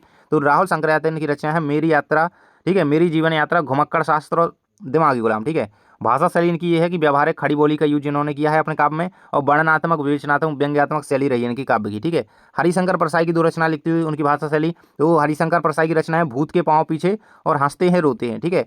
भाषा शैली इनकी ये रहेगी। परसाई जी ने रचनाओं में सामान्य बोलचाल की भाषा, मुहावरे और लोकोक्तियों का प्रयोग किया। देखो प्रेमचंद के जैसे फटा दिए जूते, ठीक है। तो आज तरह से हंसीदार भाषा रही है इनकी, ठीक है, बोलचाल की भाषा रही है और मुहावरे और लोकोक्तियों का प्रयोग उन्होंने किया है। परसाई जी की रचना में व्यंग्यात्मक, वर्णनात्मक, भावात्मक, व्यंग्यात्मक यहाँ पे का इनका मिला है। कह रहा है हरिशंकर परसाई का आधुनिक हिंदी साहित्य में स्थान निर्धारित कीजिए। भाई स्थान लिखना है तो जिसका देखो कभी भी इनका स्थान आ जाए कि साहित्य में स्थान लिखिए, तो याद रखना भाई कि साहित्य में स्थान नहीं आ रहा है तो पता है क्या करना है, इतना लिख देना कि हिंदी साहित्य में इनका अतुलनीय स्थान है, महत्वपूर्ण स्थान है, ताप लिख देना, ठीक है। और अगर पता है तो अच्छी तरीके से लिखते चलना, ठीक है। कह रहा है कि महादेवी वर्मा की 2 रचना है और उनका हिंदी साहित्य में स्थान। तो महादेवी की वर्मा की रचना है नीरजा, निहार, रश्मि, यामा, भक्तिन, ठीक है। तो ये इनकी रचना है, बाकी साहित्य में स्थान दिया गया है। इन्हें आधुनिक मीरा के नाम से जाना जाता है, ठीक है। आधुनिक मीरा को कहीं जाती हैं, महादेवी वर्मा कहीं जाती हैं, ठीक है। आधुनिक मीरा, ठीक है, ये याद रखिएगा। अगला है महादेवी वर्मा की भाषा शैली की विशेषताएं। तो भाषा मधुर है और सरल है, ठीक है। सबके में मैंने कहा भाषा किसी भी की पूछी जाए, ठीक है, तो भाषा सबकी सरल सरल लिखना बढ़िया से, ठीक है। भाषा खड़ी बोली सरल है इनकी, प्रवाहपूर्ण है। उनकी रचनाओं में मिश्रित खड़ी बोली का प्रयोग मिलता है, ठीक है, तो ये याद रखिएगा। अब हम देख लेते हैं पाठों के प्रश्नोत्तर, जो कि सबसे पहले आपका पाठ है प्रेमचंद्र का पाठ। यह है 2 बैलों की कथा, ठीक है। इसमें 2 बैलों की कथा है। यहाँ पे हीरे मोती को देखें। कह रहे हैं कांजी हाउस में पशुओं की हाजिरी क्यों ली जाती थी?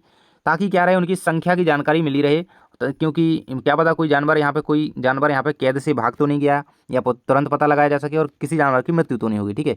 इसलिए यहाँ पे क्या है, हाजिरी ली जाती थी, ठीक है।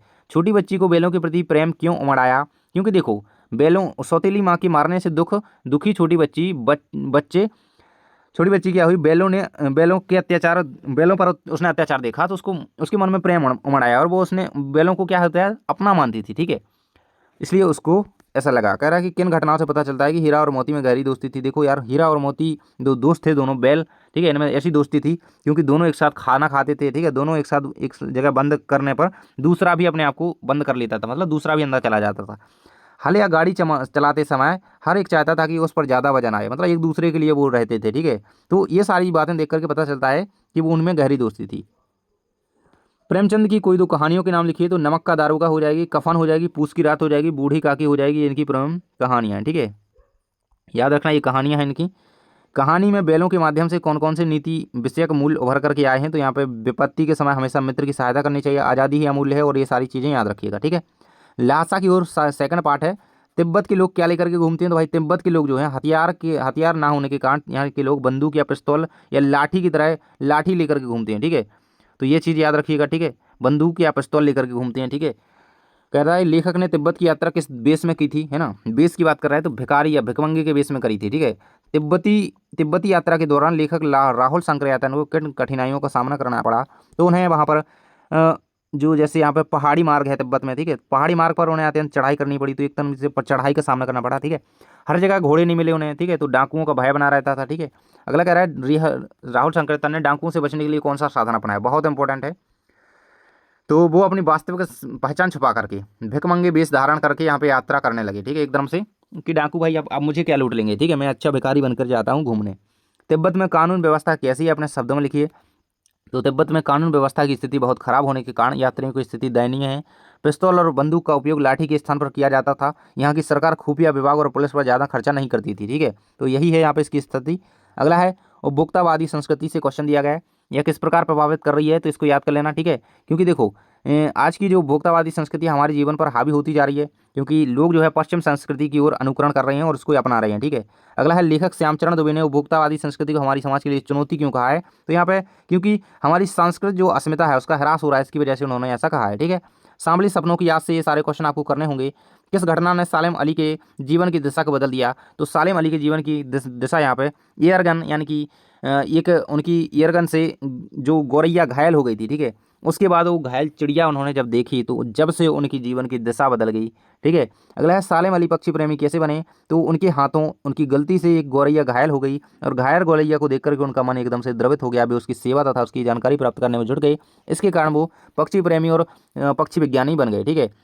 सालेम अली ने पूर्व प्रधानमंत्री के सामने पर्यावरण से संबंधित किन संभावित खतरों का चित्र खींचा होगा कि उनकी आंखें नम हो गई थी, ठीक है। तो यहाँ पे साइलेंट वैली को रेगिस्तान हवा से झोंका होने वाले पर्यावरण संकट का चित्र खींचा होगा, इसलिए उनकी आंखें नम हो गई थी, ठीक है। अगला है प्रेमचंद्र के फटे जूते से क्वेश्चन। तो कह रहा है कि प्रेमचंद्र के फटे जूते आधार पर यहाँ पे इनके व्यक्तित्व की विशेषताएं लिखिए। तो सादा जीवन रहा है उसमें उनका उच्च विचार, ठीक है, इस पाठ के आधार पर, ठीक है। तो गांधी जी की तरह सादा जीवन जीते थे और सामाजिक बुराइयों से वो दूर रहते थे, ठीक है। कह रहा है मेरे बचपन के दिन से लेखिका महादेवी वर्मा ने मेरे बचपन के दिन पाठ में अपनी माँ की किन विशेषताओं को बताया है? तो धार्मिक स्वभाव की थी उनकी माँ और संस्कारी महिला थी, ठीक है। तो ये आपको दोनों यहाँ पे विशेषताएं याद रखनी है। कह रहा है महादेवी वर्मा उर्दू फारसी क्यों नहीं सीख पाई? लेखिका को उर्दू फारसी में बिल्कुल रुचि नहीं होने के कारण वह उसे सीख नहीं पाई, ठीक है, तो उनको मन ही नहीं था कि मैं सीखूं, तो इसलिए नहीं सीख पाई। आगे कृतिका आपकी जो लास्ट बुक है कृतिका, इसमें 3 चैप्टर हैं केवल, उनके क्वेश्चन आंसर देखेंगे। इसके ऑब्जेक्टिव देख लेते हैं पहले, ठीक है। कह रहा है इस जल प्रलय में पाठ की विधा है, तो वो रिपोर्टाज विधा है, महा इंपोर्टेंट क्वेश्चन। रेणु यानी कि फणीश्वर नाथ रेणु के आंचलिक उपन्यास का नाम क्या है? मेला आंचल हो जाएगा, ठीक है। एकांकी में उमा की नाम क्या है? ठीक है, मतलब उमा की माँ का नाम क्या है? तो प्रेमा है उमा की माँ का नाम, ठीक है, ये याद रखना। और प्रेमा की बेटी का नाम क्या है भाई? तो उमा है, ठीक है, ये चीज़ याद रखना। शंकर शारीरिक रूप से विकृत होने के कारण ठीक से चल नहीं सकता था, ठीक है। रामस्वरूप ने रतन से क्या मंगवाया था? मक्खन मंगवाया था। तो 1967 में जब पुनपुन का पानी पे घुस गया तो राजेंद्र नगर में, कहाँ पे घुस गया था? राजेंद्र नगर में। नानी के पति शादी के तुरंत बाद उन्हें छोड़ करके बैरिस्ट्री पढ़ने चली गई थी, तो विलायत, ठीक है। सज धज कर रत जगह मना रही थी, औरतें मना रही थी, ठीक है। चोर कमरे में घुस गया, किसके? नानी के कमरे में घुस गया था। कृतिका भाग 1 में आए पाठों में एकांकी का नाम कौन सा है? तो रीढ़ की हड्डी जो है वो एक एकांकी है, ठीक है, रीढ़ की हड्डी, ठीक है, रीढ़ की हड्डी, ठीक है, ये है आपकी एक एकांकी है, ठीक है, याद रखना। कह रहे कि रतन कौन था भाई? तो रामस्वरूप का नौकर ही रतन था, ठीक है। आगे कुछ और दिए गए रिक्त स्थान। कह रहा है कि नानी के मन में देश की आज़ादी के प्रति जुनून था, किसकी आज़ादी? देश की। रेणु का पूरा नाम फणीश्वर नाथ रेणु। और बाकी ये क्वेश्चन दिए गए हैं, ठीक है, इनको पढ़ लेना अच्छी तरीके से, ठीक है, इनको आप लोग अच्छी तरीके से एक बार रिवाइज कर लेना, इसका स्क्रीनशॉट कर लीजिए, ठीक है। आगे बढ़ते हैं। तो क्वेश्चन दिए गए हैं पाठों के। बाढ़ पीड़ितों की मदद हेतु हर नाव पर क्या होना चाहिए भाई? तो दिया सलाई की डिबिया और केरासिन का तेल होना चाहिए, ठीक है, तो ये चीज़ है याद। अगला है जितेंद्र जी, विनीता जी, बाबू भैया और इंदिरा जी, रेणु जी के मित्रों के नाम क्या हैं? तो ये इनके देखो नाम है। कह रहा कि रेणु जी के मित्रों के नाम लिखिए, तो ये इनके मित्रों के नाम हैं, ठीक है, जितेंद्र, विनीता, बाबू भैया और इंदिरा जी। कह रहा है कि इन शब्दों के आपको अर्थ लिखने हैं, ठीक है। तो अनवरत का अर्थ होता है निरंतर, लगातार। ऑब्जेक्टिव में क्वेश्चन इनसे आ सकता है, तो ये अच्छे से कर लेना, ठीक है। अनपढ़ अनगढ़ का अर्थ होता है टेढ़ा मेढ़ा। अनर्गल का अर्थ होता है बेतुका, एकदम मनमाना, ठीक है। कह रहा है गोलंबर के पास जनसंपर्क की गाड़ी क्या ऐलान कर रही थी? ये बहुत ज़्यादा इंपॉर्टेंट क्वेश्चन है। तो गोलंबर के पास जो जनसंपर्क की गाड़ी ऐलान कर रही थी, भाइयों ऐसी संभावना है कि बाढ़ का पानी रात्रि के करीब 12 बजे तक यहाँ पे लुहानीपुर कंकड़बाग यहाँ पर मतलब हमारे गाँव के पास आ जाएगा, ठीक है। तो आप लोग सावधान हो जाएं, ठीक है। तो बाढ़ की चेतावनी दे रही थी एक तरीके से, ठीक है। अगला है बाढ़ पीड़ित क्षेत्रों में कौन कौन सी बीमारी फैलने का खतरा होता है? तो हैजा, मलेरिया, प्लेग, बुखार जैसी बीमारियों का फैलने का, मतलब जितनी भी संक्रमित बीमारियां होती हैं उनके फैलने का खतरा यहाँ पे बाढ़ क्षेत्रों में होता है। अगला क्वेश्चन दिया गया है, लेखिका मृदुला गर्ग बच्चों की शिक्षा के प्रति जागरूक थी, तो उन्होंने किस तरीके से यहाँ पे हिंदी कन्नड़ भाषा व स्कूल प्रारंभ किया? ठीक है, तो कर्नाटक के छोटे कस्बे में उन्होंने एक स्कूल खोला। ठीक है, अगला क्वेश्चन दिया गया है, ठीक है, इसको भी आप पढ़ लेना। आगे क्वेश्चन, रीढ़ की हड्डी एकांकी का मुख्य उद्देश्य क्या है? ये है इंपॉर्टेंट क्वेश्चन, सबसे ज्यादा आ चुका है पेपर में, लिखा है। ठीक है, करके आना अच्छे से कल। इसका उद्देश्य है पूर्ण एकांकी है। इस एकांकी के द्वारा लेखक ने समाज में फैली हुई विषमता और रूढ़ियों को दूर करने की कोशिश की है। लेखक ने इस एकांकी में लड़के और लड़कियों का भेदभाव खत्म करते हुए शंकर जैसी लड़कों की उपेक्षा उमा जैसी लड़की को समाज की आवश्यकता बताई है। ठीक है, तो यही इसकी विशेषता रही है, यही इसका उद्देश्य रहा है। रीढ़ की हड्डी एकांकी में किन किन प्रकार से खेलों की चर्चा की गई? तो बैडमिंटन, टेनिस, हॉकी, सारे खेल लिख देना। ठीक है, ये रहेगा। अगला हम बात करें यहाँ पे आपकी गद्यांश पद्यांश की। ठीक है, फिर इसके बाद पत्र और निबंध है। ठीक है, बिल्कुल से लास्ट पेज में आ चुके हैं। पहले हम गद्यांश पद्यांश देख लेते हैं। ठीक है, जो कि आपके बहुत इंपॉर्टेंट है। ठीक है, तो गद्यांश पद्यांश करना है तो सबसे पहले आपको करना होगा क्या याद भाई? आपको हर एक पाठ का लेखक का नाम पता होना चाहिए, उसकी विधापति होनी चाहिए। ठीक है, तभी आप यहाँ पे इसके नंबर पा सकते हो। दो बैलों की कथा प्रेमचंद की कहानी है। ठीक है, लासा की और राहुल संक्रयातन का एक यात्रा वृत्तांत है जिसमें वो घूमने गए तिब्बत। उपभोक्तावाद की संस्कृति एक निबंध है, श्यामचरण दुबे की रचना है। ठीक है, तो ये सारे आपको याद करने हैं, ये काव्यखंड के हैं। ठीक है, साखियां शबद कबीर की रचना है। ठीक है, लाल दत्त जो है ये लाल दत्त की रचना है बाख। ठीक है, सवैया जो है रसखान की रचना है। ग्राम श्री सुमित्रानंदन पंत, कैदी और कोकिला माखनलाल चतुर्वेदी। तो क्या रचनाएं हैं इनकी, तो ये आपको आसानी से इनकी याद रख लेना। ठीक है, अब हम बात करें कि आपको संदर्भ लेखन कैसे करना है। ठीक है, तो मैं रटा नहीं रहा हूँ यहाँ पे, केवल बता देता हूँ आपको। संदर्भ में लिखना क्या होता है? संदर्भ में हमेशा ही आपको पाठ्य पुस्तक का नाम, ठीक है, देखो क्वेश्चन कैसे आता है पहले तो वो दिखा देता हूँ। देखो क्वेश्चन यहाँ पे आएगा एग्जाम में इस तरीके से, आपको एक गद्यांश दे देंगे। ठीक है, या पद्यांश दे देंगे 2-3 लाइन में। ठीक है, इस तरीके से कविता, फिर कहेंगे गद्यांश की संदर्भ प्रसंग सहित व्याख्या कीजिए। ऐसा क्वेश्चन एग्जाम में आएगा। ठीक है, अब इसको कैसे करना है, देखो यहाँ पे ट्रिक सीख लो पहले। संदर्भ में हमेशा ही पाठ्य पुस्तक का नाम लिख दो, यानी कि क्षितिज आपकी पुस्तक का नाम लिख देना। यह गद्यांश या पद्यांश हमारी पाठ्य पुस्तक क्षितिज भाग 1 के पाठ। अब पाठ कौन सा हो सकता है? प्रेमचंद का यहाँ पे हो सकता है पाठ, तो वो आप लिख देना। दो बैलों की कथा के से लिया गया है और प्रेमचंद इसके लेखक हैं। ठीक है, ऐसा लिख देना। तो यही हर एक चीज़ में, हर एक में आपको करना है, उसके पाठ का नाम, उसके लेखक का नाम और उस पुस्तक का नाम, तो यही हर एक में लिखना ही है। ठीक है, प्रसंग में क्या लिखना होता है? प्रसंग में छोटे शब्दों में आपको समझाना होता है कि उसमें बताया क्या जा रहा है, कवि या लेखक उसमें क्या बताने का प्रयास कर रहा है। तो मुख्य विचार आप उसमें यहाँ पे लेखन में बताएंगे प्रसंग में। ठीक है, तो 2 नंबर आपको मिल जाएंगे। व्याख्या में क्या बताना होता है? विस्तार पूर्वक आपको जितना समझ में आ रहा है कि हाँ ये यहाँ पे बात करी जा रही, तो विस्तार पूर्वक उसको समझाते जाओ, बस उसी से रिलेटेड लिखो, इसको रटने की जरूरत नहीं होती है। ठीक है, विशेष में आपको यहाँ पे अलंकार वगैरह का प्रयोग है, मुहावरे, विशिष्ट कोई संदेश मिल रहा है उससे, तो वो लिखेंगे। ठीक है, अब सबसे ज़्यादा इंपॉर्टेंट एक जानवरों में गधा सबसे बुद्धिहीन समझा जाता है, ये वाला कर लेना। ठीक है, इसके संदर्भ में लिखोगे, 2 बैलों की कथा से लिया गया है, लेखक प्रेमचंद है। ठीक है, बाकी इस तरीके से आप इसको कर लेना। ठीक है, शॉर्ट फॉर्म में ही दिए है मैंने। दोनों बैलों, ये भी प्रेमचंद के पाठ से है। ठीक है, ये वाला है इंपॉर्टेंट। ठीक है, ये वाला भी इंपॉर्टेंट है। ठीक है, बहुत दिनों साथ साथ रहते, दोनों में भाईचारा हो गया। ठीक है, आप समझ जाएंगे दोनों की बात की जाए तो यहाँ पे दोनों बैलों की बात है। अभी तिब्बती यात्रियों का ये लहासा की ओर पाठ से लिया गया, राहुल संक्रयातन ने इसको लिखा है। ठीक है, तो ये चीज़ है। और अगला दिया गया विलासिता और सामग्री। ठीक है, इसके बाद हम संस्कृति उपभोक्तावाद की संस्कृति से लिया गया है, श्यामचरण दुबे। ठीक है, ये वाला कर लेना। ठीक है, अगला दिया गया आपका एक और दिया गया। ठीक है, ये वाला गांधी जी ने कहा था कि हम सांस्कृतिक प्रभावों के लिए। ठीक है, तो ये भी आपका उपभोक्तावाद की संस्कृति से है। ठीक है, बाकी एक और देख लो यहाँ पे, सांवली सपनों की याद से है यहाँ पे, जाबिर हुसैन के चैप्टर से। ठीक है, तो ये आपके जटिल प्राणियों साले मलिक के चैप्टर से। ठीक है, अगला और लास्ट आपको 9वां देखना है, ये रहेगा जूता, प्रेमचंद के फटे जूते से, हरिशंकर परसाई की रचना है। ठीक है, इसको देख लेना। बाकी अब हम बात करें आपके पद्यांश की। ठीक है, पद्य खंड के, तो जो जल बाढ़े नाव में। ठीक है, इस तरीके से आपको पद्यांश दिया जाएगा। ठीक है, कल जो हमारी सभ्यता पर हंसे थे अज्ञान से, ठीक है, आज लज्जित हो रहे हैं अनुसंधान से। ठीक है, तो ये है। और संदर्भ में आपको इसी तरीके से लिख देना है यहाँ पे, जिस भी पाठ से लिया गया है। ठीक है, जो जल बाढ़े, तो ये आपके कबीरदास के चैप्टर से लिया गया है। ठीक है, और शब्द से लिया गया है। ठीक है, बाकी आप इसी तरीके से और देख लीजिए। ठीक है, तो ये रहेंगे बाकी। ठीक है, आई होप आप इन्हें कंप्लीट कर लेंगे और अपने एग्जाम में इनके लिए इनको अच्छा तरीके से करके आएंगे। ठीक है, तो ये रहे सारे के सारे इंपॉर्टेंट, इन्हीं में से आपको आ जाएगा मेनली, तो ये इंपॉर्टेंट है। ठीक है, और ये वाला भी कर लेना। ठीक है, अब बढ़ती हैं लास्ट, बिल्कुल लास्टली मैं कह रहा हूँ, निबंध लेखन, पत्र लेखन। इस वीडियो से यहाँ से बाहर नहीं जाएगा, मतलब बाकी सारा तो हम कर ही चुके हैं, अब निबंध लेखन बचा लात में, और पत्र लेखन। तो निबंध में सबसे पहले पत्र देख रहे हैं हम सबसे पहले। ठीक है, पत्र लेखन, तो पत्र लेखन में सबसे पहले आपको क्या करना है? शाला शुल्क मुक्ति के लिए आवेदन पत्र कर लेना है। ठीक है, वैसे स्थानांतरण पत्र के लिए भी इंपॉर्टेंट है। ठीक है, टीसी की एप्लीकेशन। ठीक है, तो लिखनी कैसे है इसको समझ लेते हैं पहले तो। ठीक है, प्रति लिखोगे स्टार्टिंग में, प्रति या सेवा में। ठीक है, सेवा में श्रीमान प्राचार्य महोदय, शासकीय उच्चतर माध्यमिक विद्यालय, जो भी स्कूल का नाम है वो लिख देना। अरेरा कॉलोनी, जो भी यहाँ पे एड्रेस वगैरह है, भोपाल, सागर, टीकमगढ़। ठीक है, जो भी है, तो जिले का नाम मध्य प्रदेश के साथ। विषय वही लिखें जो यहाँ पे क्वेश्चन में दिया जाए। यहाँ पे क्या है, शुल्क मुक्ति के लिए, तो शुल्क मुक्ति के लिए, ठीक है। महोदय निवेदन है कि इतना तो सब में लिखना है यार, यहाँ तक तो सब में लिखना है, ठीक है। बस विषय चेंज करना है उसके अकॉर्डिंग जो पूछा गया है, ठीक है। निवेदन है कि मैं आपकी कक्षा 9वीं का छात्र हूँ, मेरे परिवार की आर्थिक स्थिति कमजोर है, आप शुल्क मुक्ति के लिए भाई तो मेरी फीस माफ कर दो, ठीक है। इतना सा लिखना है। बाकी आप धन्यवाद दिनांक वगैरह लिख के कक्षा डाल देना, नाम डाल देना। एग्जाम में अपना नाम मत लिखना, ठीक है। एग्जाम की कॉपी में अपना नाम नहीं लिखना बस, ठीक है। यहाँ पर टीसी के लिए, ठीक है, तो टीसी के लिए वही सेवा में प्रति लिख दोगे, ठीक है। प्राचार्य महोदय, स्कूल का नाम और अपना विषय लिखोगे। स्थानांतरण प्रमाण पत्र हेतु महोदय सविनय निवेदन है, कक्षा 9वीं का नियमित छात्र हूँ, मेरे पिताजी का स्थानांतरण यहाँ से यहाँ हो चुका है, जिसके कारण मैं अध्ययन नियमित नहीं रख पाऊंगा, यानी कि विद्यालय आने में असमर्थ हूँ। अतः आपसे आवेदन निवेदन है कि मेरा स्थानांतरण प्रमाण पत्र प्रदान करने की कृपा करें, ठीक है। इस तरीके लिख देना। अगला छुट्टी के लिए हो सकता है, तो छुट्टी के लिए तो आप लोगों को आता ही आसानी से, ठीक है। तो वही चीज़ें लिखनी होती है। देखो यहाँ तक तो मैंने सब में एक से बताया, केवल ये विषय चेंज करना, बाकी वही लिखना आगे कि मैं आपके विद्यालय का छात्र हूँ, ऐसा ऐसा मेरे को बुखार आ गया, ठीक है। तो बहाना बना लेना और लिख देना इस तरीके से, मैं अस्वस्थ हूँ, मेरे को कहीं जाना है, कुछ भी, ठीक है। और बाकी आपको यहाँ पे लिखना है कि आपसे प्रार्थना है कि मुझे दिनांक इतने से लेकर के इतनी तक की छुट्टी दें, और आपका आज्ञाकारी शिष्य हूँ मैं, नाम है और कक्षा है, रोल नंबर डाल देना, दिनांक डाल देना, ठीक है। बाकी सारा कंप्लीट है। अब बात करें आपकी अन्य एक अनौपचारिक पत्र की, जो कि आप मित्र को या पिताजी को या भाई बहन को पत्र लिखते हो, ठीक है। तो आप 500 रुपये मंगवाने के लिए पिताजी को पत्र लिख रहे हो। सबसे पहले देखो, इस पत्र में सबसे पहले एड्रेस डाला जाता है, ठीक है। एड्रेस, ठीक है, एड्रेस जहाँ पे आपको पत्र भेजना है, ठीक है। और फिर कहाँ डालोगे, डेट डालोगे, ठीक है। फिर आप पिताजी को लिख रहे हो तो सादा चरण स्पर्श लिखोगे, ठीक है। दोस्त को लिखोगे तो यहाँ पे आप क्या लिखोगे, सप्रेम नमस्कार लिख सकते हो, ठीक है।